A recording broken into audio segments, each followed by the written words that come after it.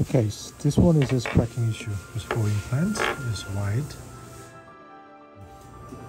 In order to support the opposing, which is same another all 4 cases. That's why another lab fabricated. It's decent aesthetics. And there's a cracking here, and then too thick. So this one is completely solved that issue. It's just more thinner, more longer, more aesthetics, just like lifelike.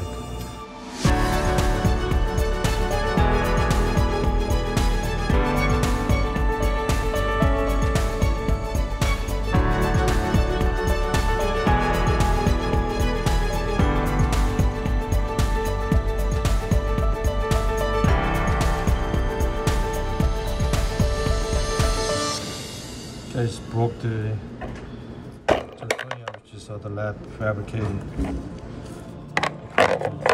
long span. So now we mirror. And the Syton 7-star case is coming up. So this is solve that problem only for implant with heavy forces.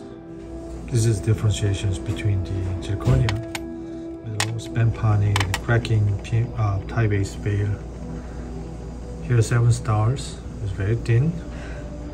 We're going to see the exceptional cases coming up compared to what they made it. Okay, this one after